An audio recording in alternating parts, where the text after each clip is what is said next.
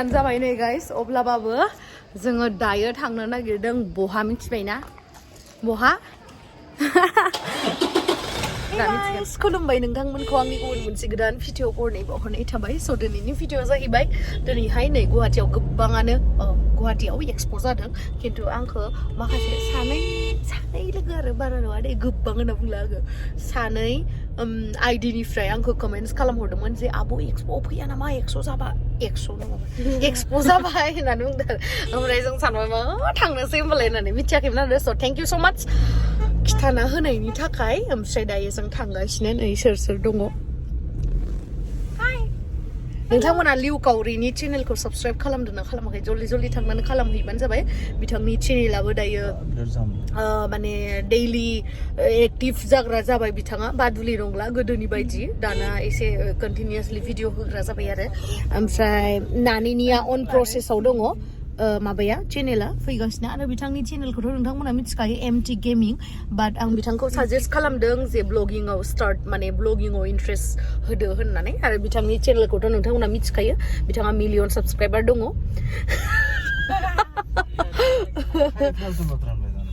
माबा फालतु नागिर मा ओरैनोसो होनदों ना आंनि फोथाया गाला नामा नायनाय होमबाबाबो आंनिया इयो गोथौसिन दंमोन ओमफ्राय मोदोमा फैबाय आरो बेखौनो आंखौ गिहोसोबायलै स' नोंथांमोना जुदि आंनि भिडिअखौ नायनो इन्टारेस्टेडब्ला नायलांबाय थादो ना मा होनो थ'दो बिदिब्ला आंनि भिडिअखौ स्टार्ट खालामनोसै चलो आं दिनै नोंथांमोननो बिनम' एपनि बागै खोन्थागोन जाय एपआ अनेस्ट ट्रेडिं एप बेखौ गेलेनानैहाय नोंथांमोना एडिशनेल इनकामबो खालामनो हागोन आरो लोगोसे सानफ्रोमबो नांगौ जानाय फिसा फिसा खरसाखौबो दिहुनना लानो हागोन आरो इन्डियायावहाय बेखौ 2 मिलियननिख्रुइबो बांसिन मानसिफ्रा ट्रेड खालामगासिनो थायो आरो बिदिब्ला आं नोंथांमोननो दिन्थिनो माबोरैहाय ट्रेडिंखौ खालामो स' बेयावहाय क्लिक खालामदो नोंथांमोना ओमफ्राय एसेटखौ सेलेक्ट खालामदो ओमफ्राय एमाउन्टआवहाय थांनानै एमाउन्टखौ सेलेक्ट खालामदो जेरैहाय नै आङो 350 रुपिस सेलेक्ट खालामबाय ओमफ्राय बेनि उनावहाय 15 मिनिट्सखौ नोंथांमोना प्रेडिक्सन खालामनांगोन आरो ग्राफआ गोजौ गाहाय जादोंना जायाखै बेखौ नायनांगोन सानदों गोजौथिं थांगोन स' आङो 350 रुपिसखौहाय आं होनोसै नै एसे थांगासिनो गोजौआवहाय थांगासिनो स' नै थांमारबाय आं 650 रुपिस देरहाबाय आरो जुदि बुजिनो हायाखैब्ला बेयावहाय अपसन दंखायो एजुकेसननि स' बेयावहाय क्लिक खालामनो नोंथांमोना बुजिनो मोनगोन आरो आंनि बे नोंथांमोना प्रम' क'डखौ इउज खालामोबा 350 नि डाबल 700 मोनगोन नोंथांमोना बेनिफ्राय जा इनकाम खालामगोन बेखौ इजिलि नोंथांमोना उइथड्र खालामनो हागोन पेटिएमनि थ्रुयै डिसक्रिपसनाव होनाय लिंकखौ जुदि इउज खालामनानै गेलेयोब्ला 65,000 रुपिस नोंथांमोना डेम' एकाउन्टावहाय थाखाय प्रेक्टिस खालामनो थाखाय स' डिसक्रिपसनावहाय लिंकखौ होनानै दोनदों जल्दि थांनानै डाउनलड खालामदो आरो ट्रेडिं खालाम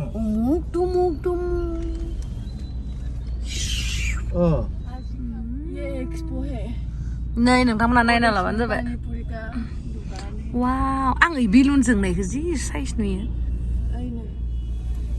लिअ एक्सपो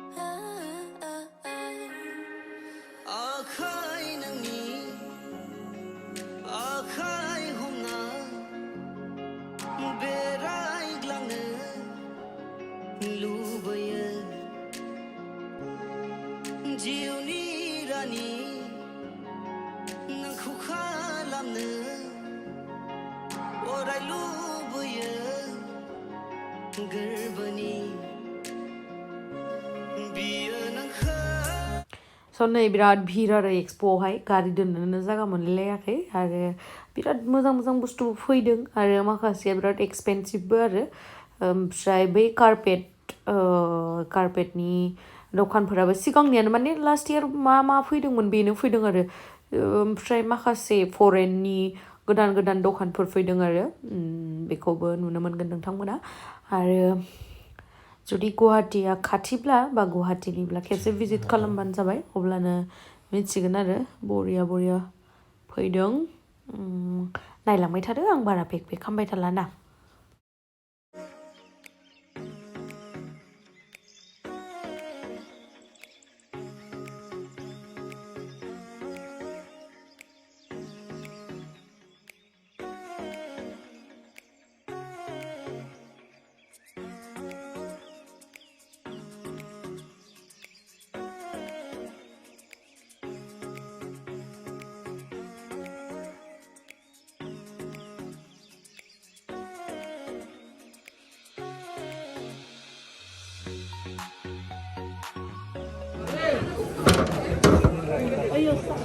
बजा दे यार तू बच्चा का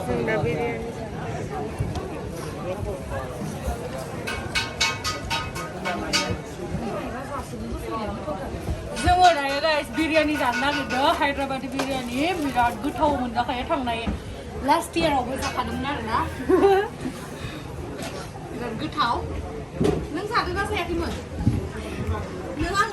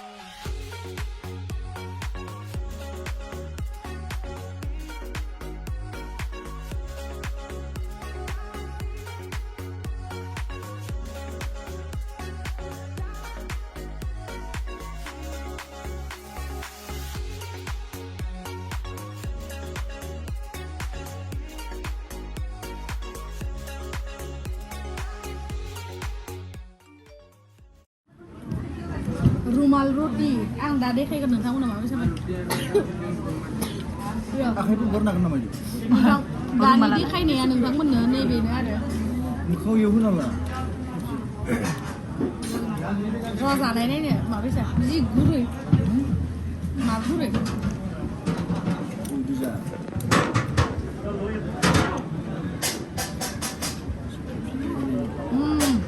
Injar matu. 진짜 좋다.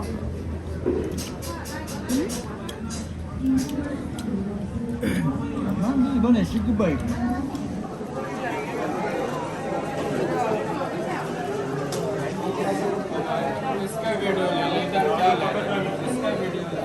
क्या? इसका वीडियो ले लेना तो ऊपर का आ जाए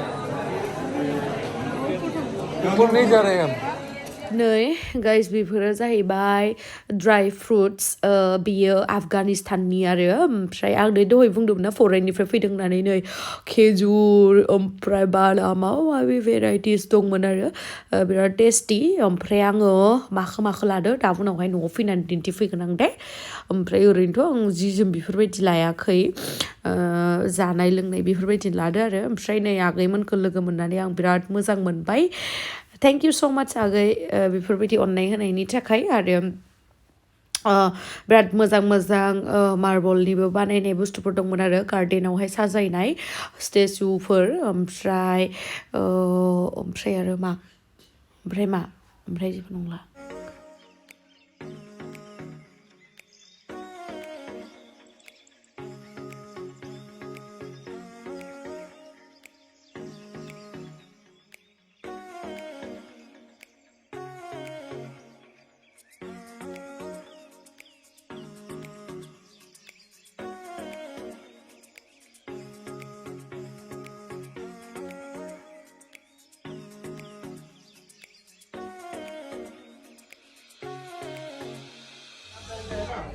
मोननै लाबाय मोननै कारपेट लाबाय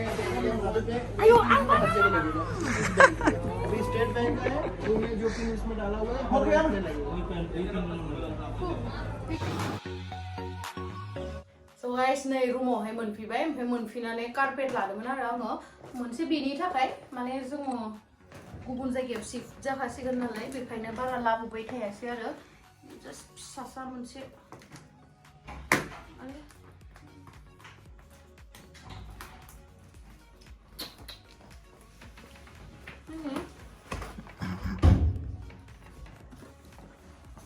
बेखौ बेनि थाखाय लाबोदों बेखौहाय न'नि थाखाय आरो बेखौहाय नैबेयो आंनि फेभरेट कालार पार्पल फिसा सासोयो ओमफ्राय बेयो जाहैबाय ब्लेक कालारनि जोंहा न'आवहा लांगोन आरो गोदोदोथार मोजां ना मा होनदों बरिया ना अके हो गया नै बेखौ लाबोदों आरो स्क्राब फेस एन्ड बडिनि मिथिया मोजां होनना बुंदों आरो पापायानि ओंखायनो लाबोबाय आङो ट्राइ खालामना नायनोसै पुरा नेचारेलखाय बेयावहाय नेचारेल लिरनाय दंमोनलै माहाबा नेचारेलनो मिथिला नायनोसै आरो माबैसा दामा नै 325 लादों आरो बारा दाम नङा ओमफ्राय नैबेखौ लाबोदों आङो ओमफ्राय नैबेयो ना बिराद डेन्जार बुस्थु नैबेखौ डाइरेक्ट होना होबाथाय जियावहा दाग नांनाया डाइरेक्ट माने 1 मिनिटबो नांलाया आरो ना सेकेन्डआवनो खारो माने एकदम लाइफ प्रुफ देखायनायखौ लाबोबाय आरो नैबे फिसायाबो डेन्जार आरो गोदोराबो डेन्जार माने बेनि ड्रप्सखौ बिदि खालामनानै होबानो दागा खारो आरो नोंथांमोनाबो एक्सप'आव थांबाथाय नैबे बुस्थुखौ बायना लाबोनो दाबावथार माने गुफुर गस्लायावहा नांथारोना दागा ओमफ्राय बेखौ लाइफ प्रुफ देखायदो आरो जोंनो बेखायनो लाबोबाय आङो ओमफ्राय आरो बेयावहा मा सोना दोनदोंमोनथाय र' नैबेखौ लाबोदो बिराद टेस्टि बेबो ओमफ्राय नैबे बादामखौ लाबोदो आङो बे एसे बेलेग टाइपनि बादाम जोंनियाव मोननाय बादामा बेबायदि टाइपनि नङा आरो एसे बेलेग ओमफ्राय नैबेखौ लाबोदों बे आंनि फेभरेट ड्राई फ्रुट्सआवहाय नैबेयो गाइस आफगानिस्ताननिमोन आं खिथानोबो हरदों आफगानिस्ताननिफ्राय जिथु ड्राई फ्रुट्सनि फैदोंमोन ना बेयो आफगानिस्ताननि आरो ओमफ्राय नैबेयो गुजरातनि बेबो गुजरातनि That's all. So thank you so much guys आंनि भिडिअखौ जोबजासिम नायनायनि थाखाय love you bye bye